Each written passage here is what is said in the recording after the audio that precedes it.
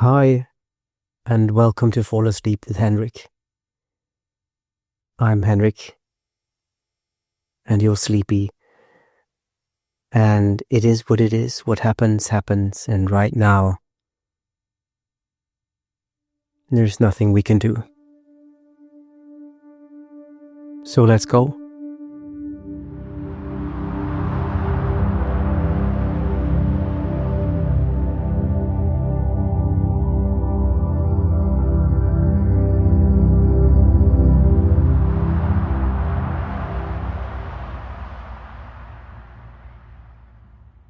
Hi, sleepy. Hi, and welcome back to my humble abode. I've done the Christmas things already. There's this Christmas tree in front of me, and it served its purpose, I guess.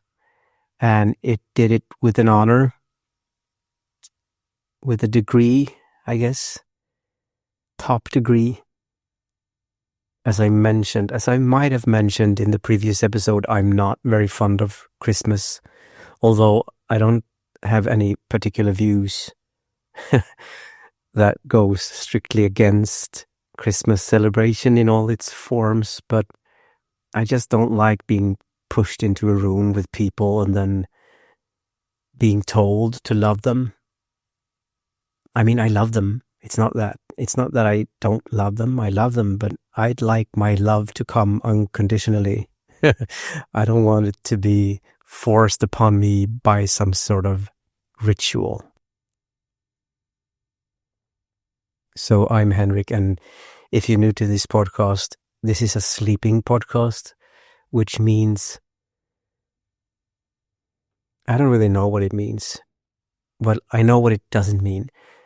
It doesn't mean that I am going to talk to you in a soothing, magical, enchanting way just to make you fall asleep. I'm not using any methodology. I'm just speaking and I'm just being myself. And this means I will talk about anything, really. I don't have any script. I haven't prepared. Today, I am also not in my studio. I'm in the sofa in my living room in the city. And therefore, I'm looking at said Christmas tree. It's plastic, by the way. And it's beautiful. We bought it, me and my daughter, we bought it at this warehouse kind of store where you can buy anything, really. And when we got in there just before Christmas, it was chaos. Like everyone was there looking for low price plastic things to decorate their homes with because of, Christmas. And my daughter wanted this particular tree, plastic tree. And then there was only one left, one specimen, or what do you say? One tree left of this particular kind. So I took it, and then in the corner of my eye, I could see this woman who had her eyesight right on that very same plastic Christmas tree, and I could see that she made a face like she was really annoyed that I got there before her. And then we never faced each other. We never looked at each other, or at least I didn't look at her. I could only see her in the corner of my eye. And then I put the tree in the grocery store cart, like this big one with wheels. I'm sorry, my English is not enough at this particular moment to name the cart. I mean, it's a cart. Anyway, so I put it in the cart, and then I started walking, me and my daughter talking, and we still had a few items to buy, decorations, pillows, blankets, Christmas ornaments for the tree, etc., etc., etc., infinity. And I could see this woman stalking us from a distance. And I had a vague idea about what she was up to. And I decided to test it. So we stopped at this shelf with decorations, and I took a few steps away from the cart, turned my back to the cart with the tree.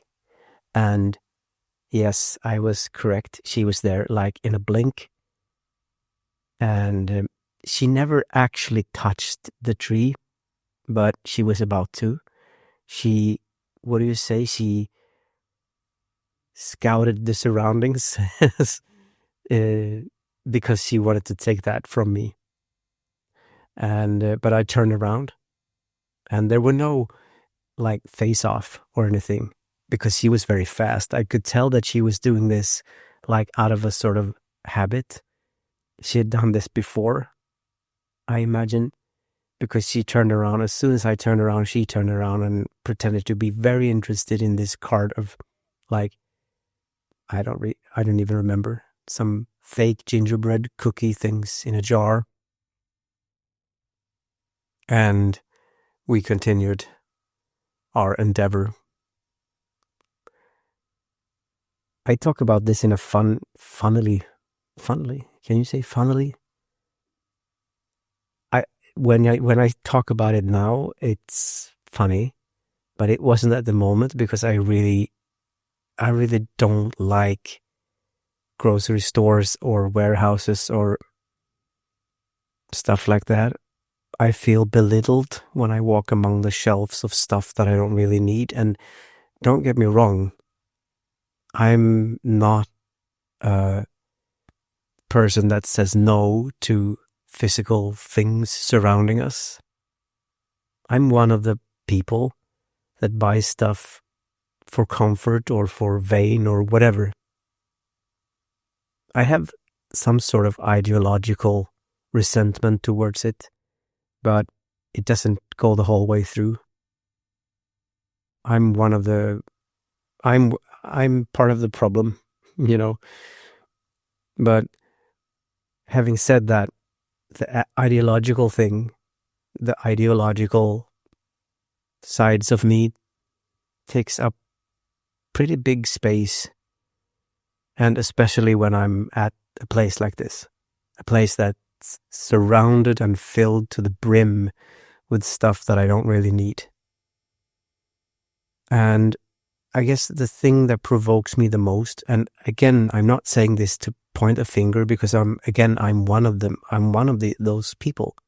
So I don't really have a right to complain, but I'm going to do it anyway because this is my podcast and you don't even have to listen, you know. You're just supposed to sleep anyway. So I might as well just pour myself out over the ether.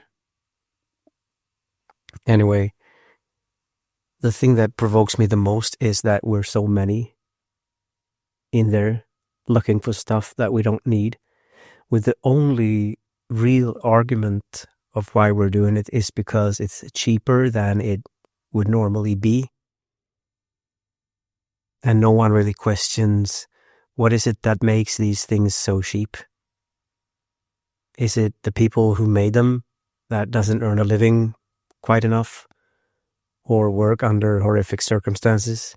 Or is it like the pure fact that the quality of the things that we think that we need but we really don't is so low that the cost is close to zero to manufacture them? I'm sorry if I come off as cynical now because, again, I'm part of the problem. But this ideological thing in me staggers before facts like this. I'm part of this huge machine that just feeds itself and for no real purpose. That's how it comes off. And I'm trying not to influence my daughter in this manner because I really don't like for her to